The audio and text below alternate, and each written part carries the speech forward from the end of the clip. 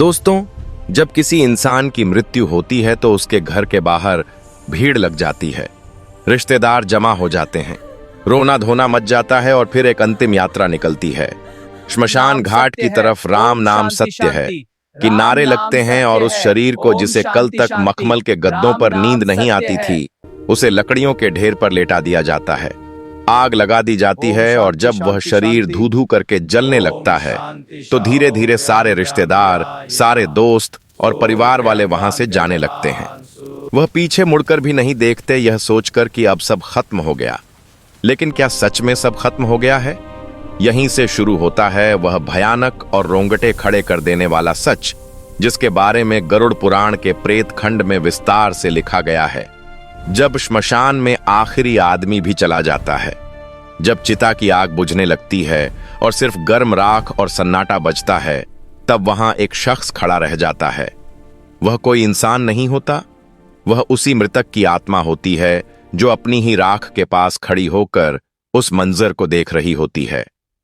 जरा सोचिए, वह आत्मा जो कुछ घंटे पहले तक उस शरीर के अंदर थी, जो उस शरीर को अपना मानती थी, आज वह उस शरीर को राख के ढेर में बदला हुआ देख रही है। उसे विश्वास नहीं होता कि जिस शरीर को उसने पूरी जिंदगी संवारा, खिलाया, पिलाया और सुरक्षित रखा, जिस चेहरे को आईने में देखकर उसे गुरूर होता था, वह अब एक मुट्ठी राख बन चुका है। गरुड़ पुराण के अनुसार दाह संस्कार के ठीक बाद का 1 घंटा आत्मा के लिए सबसे ज्यादा कष्टदायी, डरावना और भारी होता है। यह वह समय होता है जब आत्मा को पहली बार यह एहसास होता है कि वह अब इस भौतिक दुनिया का हिस्सा नहीं रही। इस 1 घंटे में श्मशान की उस भयानक खामोशी में आत्मा के साथ क्या क्या घटता है, उसे क्या दिखाई देता है और वह वहां से तुरंत यमलोक क्यों नहीं जाती? आज हम इसी गहरे रहस्य से पर्दा उठाएंगे। यह वीडियो कमजोर दिल वालों के लिए नहीं है, क्योंकि इसमें मौत के बाद का वो केडहवा सच है जिसे सुनने के लिए कलेजा चाहिए। सबसे पहले हमें उस स्थिति को समझना होगा जब शरीर जल रहा होता है। शास्त्रों के अनुसार जब तक शरीर पूरी तरह नहीं जल जाता है, तब तक आत्मा को एक मोह रहता है। उसे लगता है कि शायद मैं वापस इस शरीर में प्रवेश कर सकूं, शायद मैं फिर से जिंदा हो सकूं। वह बार बार उस जलते हुए शरीर के पास जाती है, उसके चारों तरफ चक्कर लगाती है, लेकिन आग की तपन और यमदूतों का अदृश्य पाश उसे उस शरीर में घुसने नहीं देता। वह देखती है कि कैसे उसकी त्वचा जल रही है, कैसे उसकी हड्डियां चटक रही हैं। यह दृश्य उसके लिए किसी प्रलय से कम नहीं होता। और फिर आता है वह दर्दनाक पल जिसे कपाल क्रिया कहते हैं, जब घर का कोई सदस्य या बेटा बांस के डंडे से जलते हुए शव के सिर पर प्रहार करता है और सिर को फोड़ देता है। यह दृश्य देखने में जितना भयानक है, आत्मा के लिए उसे कहीं ज्यादा पीड़ादायक है।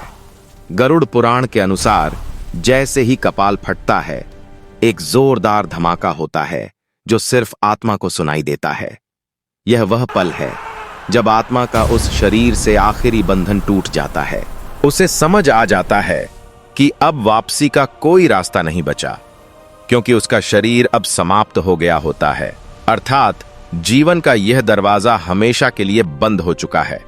लेकिन असली कहानी तो इसके बाद शुरू होती है, जब कपाल क्रिया हो जाती है और शरीर जलकर खाक हो जाता है।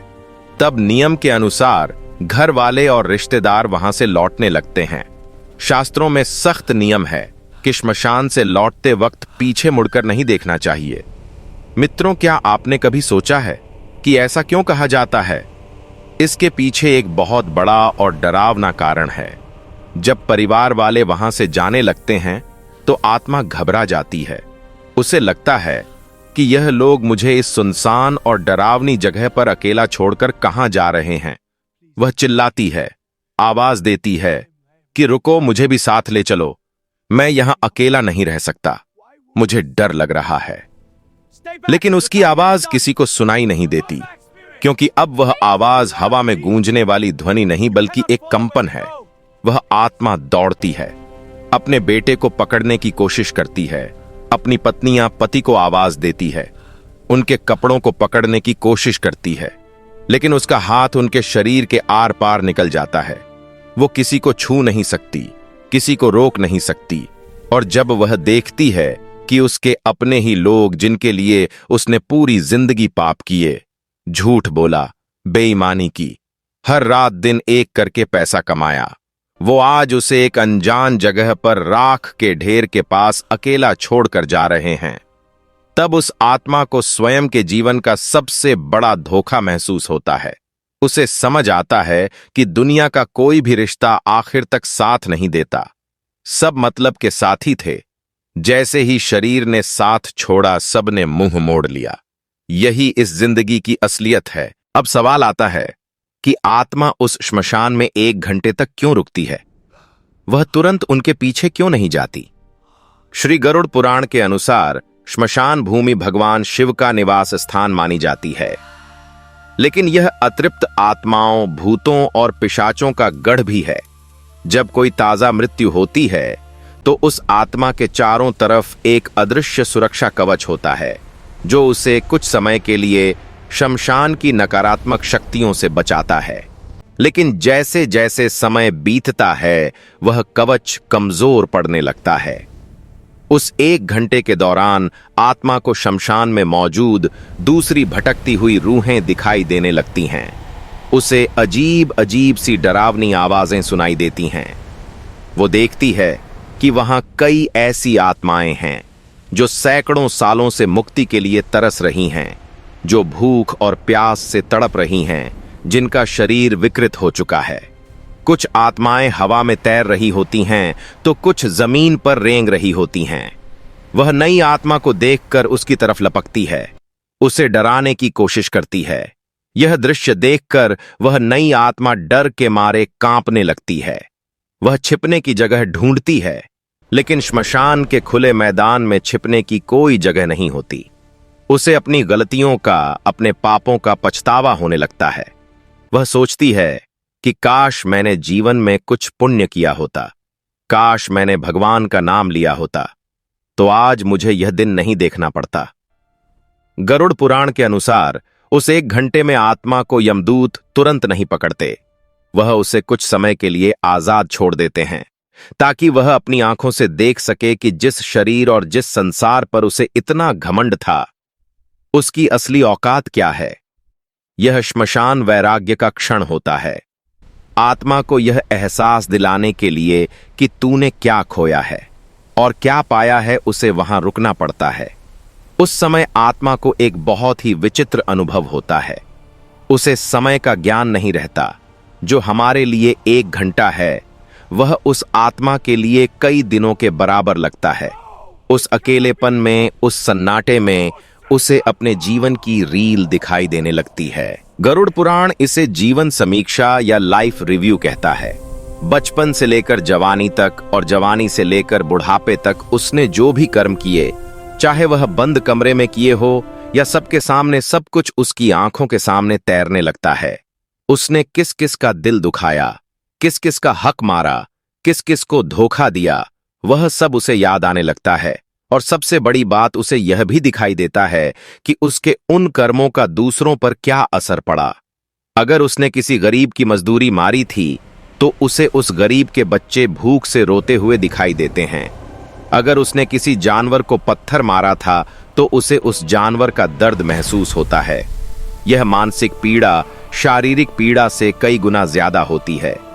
आत्मा चीखती है, रोती है, लेकिन वहां उसके आंसू पोंछने वाला कोई नहीं होता।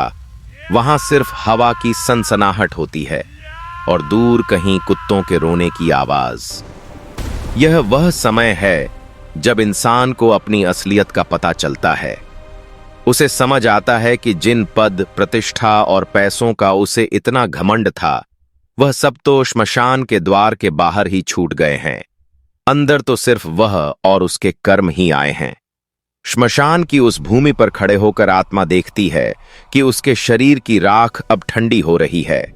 वो उस राख को छूने की कोशिश करती है तो उसे याद आता है कि इसी शरीर पर वह महंगे कपड़े पहनती थी, इसे इत्र से महकाती थी, लेकिन आज यह राख हवा में उड़ रही है और कोई इसे समेटने वाला भी नहीं है। यह शून्यता उसे तोड़ देती है। लेकिन कहानी यहीं खत्म नहीं होती। जब वह 1 घंटा बीत जाता है और परिवार वाले घर की तरफ काफी आगे निकल चुके होते हैं, तब आत्मा का मोह फिर से जागता है। वह डरती है, घबराती है और भागते हुए अपने परिवार के पीछे जाती है। वह देखती है कि उसके बेटे और भाई बातें करते हुए जा रहे हैं। वह उनकी बातें सुनने की कोशिश करती है। कई बार उसे यह सुनकर धक्का लगता है कि वे लोग उसके जाने का दुख मनाने के बजाय उसके कमाए हुए और जायदाद की बातें कर रहे हैं। वे चर्चा कर रहे होते हैं कि अब व्यापार कौन संभालेगा, मकान का बंटवारा कैसे होगा। यह सुनकर आत्मा को ऐसा लगता है जैसे किसी ने खंजर घोंप दिया हो। वह चिल्लाती है, अरे मूर्खों, मैं अभी गया भी नहीं और तुम लोगों ने बंटवारा शुरू कर दिया। लेकिन उसकी आवाज उन तक नहीं पहुंचती। इसीलिए कहा जाता है कि घर में प्रवेश करने से पहले लोहे को छूना चाहिए, आग को छूना चाहिए या नीम की पत्ती चबानी चाहिए। यह सब इसलिए किया जाता है ताकि अगर वह आत्मा मोहवश आपके पीछे पीछे घर तक आ गई है तो वह घर के अंदर प्रवेश ना कर सके। क्योंकि अगर मृत्यु के तुरंत बाद आत्मा घर में प्रवेश कर जाए और उसे मुक्ति ना मिले तो वह घर में प्रेत बनकर रहने लगती है। गरुड़ पुराण में लिखा है कि आत्मा को बहुत प्यास लगती है। बहुत तेज प्यास, दाह संस्कार की गर्मी से उसका सूक्ष्म शरीर जल रहा होता है। वो पानी मांगती है। वो अपने घर के गद्दों के पास जाती है। वो अपने रिश्तेदारों के पास जाती है जो पानी पी रहे होते हैं, लेकिन वह पानी पी नहीं सकती। उसकी गर्दन, जिसे गरुड़ पुराण में सुई की नोक जैसा बताया गया है, इतनी पतली हो जाती है कि वह पानी की एक बूंद भी निगल नहीं पाती। यह सजा है उस मोह की जो उसने जीवन भर पाला था। उसे भूख लगती है। वह अपने घर की रसोई में जाती है जहां उसका मनपसंद खाना बनता था, लेकिन वह उसे खा नहीं सकती। वह सिर्फ उसकी खुशबू ले सकती है। यह बेबसी उसे तोड़कर रख देती है। उस 1 घंटे के बाद जब आत्मा अपने घर पहुंचती है तो वह वहां का नजारा देखती है। वह देखती है कि लोग उसकी फोटो पर माला चढ़ा रहे हैं। कुछ लोग उसके जाने का दुख मना रहे हैं तो कुछ लोग उसकी संपत्ति, उसके पैसे और उसके बंटवारे की बातें कर रहे हैं। यह देखकर आत्मा को गहरा आघात लगता है। उसे समझ आता है कि मेरे जाने के बाद भी दुनिया वैसी ही चल रही है। किसी के रुकने से कुछ नहीं रुकता। जिन पैसों के लिए उसने भाई से लड़ाई की, जिन गहनों के लिए उसने दूसरों का दिल दुखाया, आज वह सब यहीं धरे रह गए हैं और वह खाली हाथ, नंगा और बेबस खड़ा है। उसे अपने ही घर में बेगानापन महसूस होता है। वह अपनी ही कुर्सी पर बैठना चाहता है, लेकिन बैठ नहीं पाता। वह अपने बच्चों के सिर पर हाथ रखना चाहता है, लेकिन रख नहीं पाता। वह अपनी पत्नी को रोते हुए देखता है और उसे चुप कराने की कोशिश करता है, लेकिन वह उसे महसूस नहीं कर पाती। यह असमर्थता आत्मा को पागल कर देती है। वह बार बार दीवार से टकराती है। अपने सिर को पकड़ी-डिड्डाकर जोर जोर से रोती है। आईने में खुद को देखने की कोशिश करती है, लेकिन वहां कोई प्रतिबिंब नहीं होता। गरुड़ पुराण यह भी बताता है कि मृत्यु के बाद आत्मा की याददाश्त, जिसे हम स्मृति कहते हैं, बहुत तेज हो जाती है। उसे अपने बचपन से लेकर बुढ़ापे तक का एक एक पल याद आने लगता है। उसने कब किससे झूठ बोला, कब किस गरीब को सताया, कब किस जानवर को मारा, उसे सब कुछ एक फिल्म की तरह दिखाई देने लगता है। उस वक्त उसे जो पछतावा होता है, उसकी आग चिता की आग से भी ज्यादा तेज होती है। वो चीखती है कि मुझे एक मौका और दे दो, मुझे वापस भेज दो। मैं सब ठीक कर दूंगा, मैं दान करूंगा, मैं पूजा करूंगा। लेकिन समय का पहिया उल्टा नहीं घूमता। उस समय आत्मा को यमदूतों का असली रूप दिखाई देने लगता है। जो यमदूत पहले उसे सिर्फ परछाई जैसे लग रहे थे, अब वह स्पष्ट होने लगते हैं। पापी आत्मा के लिए उनका रूप अत्यंत भयानक होता है। उनकी आंखें लाल अंगारों जैसी होती हैं, बाल बिखरे हुए होते हैं, दांत बाहर निकले होते हैं और हाथ में काला पाश होता है। वे आपस में बात करते हैं कि इस पापी को किस नरक में ले जाना है। उनकी बातें सुनकर आत्मा थर थर कांपने लगती है। लेकिन जो पुण्य आत्मा होती है, जिसने जीवन भर धर्म का पालन किया होता है, उसे वह यमदूत सौम्य और शांत दिखाई देते हैं। वे उससे आदर से बात करते हैं और उसे सांत्वना देते हैं। यह सब हमारे कर्मों का ही प्रतिबिंब है। जैसा हम करते हैं वैसा ही हमें अंत में दिखाई देता है। दोस्तों, यह 1 घंटा जो आत्मा श्मशान में और फिर अपने घर के दरवाजे पर बिताती है, यह उसे यह समझाने के लिए काफी होता है कि जीवन का असली उद्देश्य क्या था। हम पूरी जिंदगी भागते रहते हैं, पैसा कमाने के लिए, नाम कमाने के लिए, बड़ा घर बनाने के लिए। हम रिश्तों को दांव पर लगा देते हैं, नैतिकता को भूल जाते हैं। लेकिन अंत में उस 1 घंटे में हमारे पास सिर्फ हमारे कर्म होते हैं। अगर आपने जीवन में किसी प्यासे को पानी पिलाया है तो उस वक्त आपको ठंडक महसूस होगी। अगर आपने किसी नंगे को कपड़ा दिया है तो उस वक्त आपको सुरक्षा महसूस होगी। लेकिन अगर आपने सिर्फ छीना है, सिर्फ बटोरा है, तो उस वक्त आपको सिर्फ तड़प मिलेगी। गरुड़ पुराण का यह ज्ञान हमें डराने के लिए नहीं है, यह हमें जगाने के लिए है। यह हमें बताता है कि जिस मौत से हम इतना डरते हैं वह तो आनी ही है, और जब वह आएगी तो हमारे बैंक बैलेंस, हमारी डिग्रियां, हमारे फॉलोअर्स कुछ काम नहीं आएंगे। उस 1 घंटे में जब हम अपनी ही राख को देख रहे होंगे तब हमें सुकून सिर्फ इस बात से मिलेगा कि हमने किसी का भला किया था। इसीलिए शास्त्रों में कहा गया है कि जब तक शरीर में प्राण है तब तक शुभ कर्म कर लो, दान करो, सेवा करो और सबसे जरूरी भगवान का नाम लो। क्योंकि गरुड़ पुराण में भगवान विष्णु स्वयं कहते हैं कि जो व्यक्ति मेरे नाम का जप करता है उसे मृत्यु के बाद यमदूत नहीं बल्कि मेरे पार्षद लेने आते हैं। उसे शमशान की उस भयानक गर्मी और अकेलेपन का सामना नहीं करना पड़ता, बल्कि उसे एक दिव्य विमान में बैठाकर सीधे वैकुंठ ले जाया जाता है। श्मशान में उस 1 घंटे के दौरान आत्मा को कई और भी विचित्र अनुभव होते हैं। उसे वहां मौजूद पिंडी और चावल के गोलों को खाने की इच्छा होती है जो उसके पुत्र ने प्रदान किए हैं। गरुड़ पुराण के अनुसार पहले दिन का पिंडदान बहुत महत्वपूर्ण होता है। अगर विधि विधान से पिंडदान न किया जाए तो आत्मा को बहुत भूख लगती है और वह श्मशान में इधर उधर भटकती रहती है। कभी कभी वह श्मशान के पास के पेड़ों पर लटक जाती है या पानी के स्रोतों के पास जाकर अपनी प्यास बुझाने की कोशिश करती है। लेकिन बिना शरीर के प्यास बुझना नामुमकिन है। यह प्यास शारीरिक नहीं आत्मिक होती है, जो केवल मंत्रों और श्रद्धा से शांत हो सकती है। जो लोग श्राद्ध और पिंडदान को बेकार मानते हैं उन्हें यह समझना चाहिए कि यह भोजन शरीर के लिए नहीं बल्कि उस यात्रा के लिए है जिस पर आत्मा निकली है। बिना इस भोजन के आत्मा कमजोर हो जाती है और प्रेत योनि में जाने का खतरा बढ़ चल जाता है। एक और बात जो गरुड़ पुराण बताता है वो यह है कि उस समय आत्मा को अपने पूर्वज भी दिखाई दे सकते हैं। अगर उसके कर्म अच्छे रहे हैं तो उसके दादा परदादा जो पितृ में हैं उसे लेने के लिए या उसे धाड़स बंधाने के लिए वहां सूक्ष्म रूप में आ सकते हैं। वे उसे कहते हैं कि डरो मत, हम तुम्हारे साथ हैं।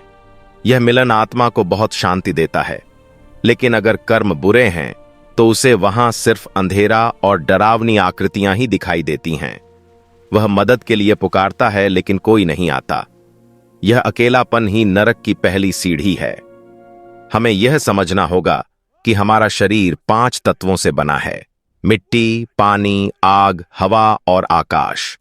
जब शरीर जलता है तो यह 5 तत्व वापस प्रकृति में मिल जाते हैं। लेकिन आत्मा जो इन तत्वों से परे है वह वहीं रह जाती है। उसका सूक्ष्म शरीर, जिसे हम यातना शरीर भी कहते हैं, वह बना रहता है। इसी शरीर के माध्यम से वह सुख और दुख महसूस करती है। चिता की आग उसे जला नहीं सकती, लेकिन उसके कर्मों की आग उसे अंदर तक झुलसा देती है। मित्रों, आज की भाग दौड़ भरी जिंदगी में हम इन बातों को अंधविश्वास मानकर नकार देते हैं। हम सोचते हैं कि मरने के बाद किसने देखा है, क्या होता है, विज्ञान सबूत मांगता है। लेकिन हमारे आर्ष मुनियों ने अपनी दिव्य दृष्टि से इन लोगों को देखा है और गरुड़ पुराण के रूप में हमें यह नक्शा दिया है ताकि हम रास्ता ना भटके। यह मैथ का एक गाइड बुक है, या यूं कहे तो एक मैनुअल है जो हमें बताती है कि इस जीवन के बाद की यात्रा कैसे करनी है। अगर हम इसे नजरअंदाज करेंगे तो नुकसान हमारा ही है। जैसे किसी अनजान देश में जाने से पहले हम वहां के नक्शे और नियमों को समझते हैं, वैसे ही मृत्यु के बाद की दुनिया को समझना भी जरूरी है। गरुड़ पुराण में यह भी बताया गया है कि जिन लोगों की अकाल मृत्यु होती है, यानी जो समय से पहले दुर्घटना, आत्महत्या, हत्या या किसी महामारी के कारण मर जाते हैं, उनकी स्थिति उस 1 घंटे में और भी ज्यादा दर्दनाक होती है। उन्हें समझ ही नहीं आता कि उनके साथ क्या हुआ। वह अपनी कटी फटी या जली हुई देह को देखकर और भी ज्यादा डर जाते हैं। उनका मोह और भी ज्यादा गहरा होता है, क्योंकि उनकी इच्छाएं अब भी अधूरी होती हैं। उनका जीवन चक्र पूरा नहीं हुआ होता। ऐसे में उनके लिए पिंडदान, तर्पण और नारायण बलि जैसी पूजा और भी ज्यादा जरूरी हो जाती है। अगर आपके परिवार में या जान पहचान में किसी की ऐसी मृत्यु हुई हो, तो उनके नाम से विशेष पूजा या दान जरूर करना चाहिए, ताकि उस 1 घंटे की तड़प से उन्हें थोड़ी राहत मिल सके और वे प्रेत योनि में ना भटके। तो दोस्तों, आज रात जब आप सोने जाएं तो एक बार सोचिएगा जरूर कि अगर कल मेरी आंख ना खुले और मैं उस श्मशान में अपनी राह के पास खड़ा रहूं, तो मेरे पास खुश होने के लिए क्या होगा?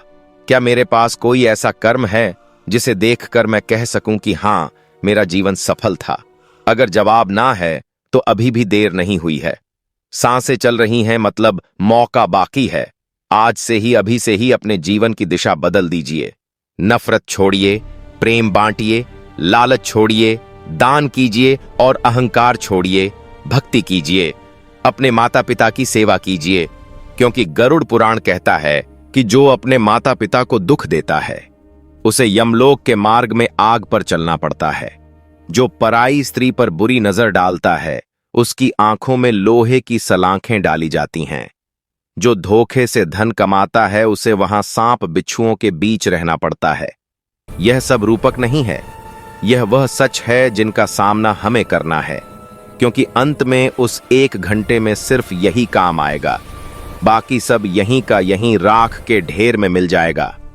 आपके बड़े मकान, आपकी गाड़ियां, आपके गहने सब दूसरे लोग ले लेंगे।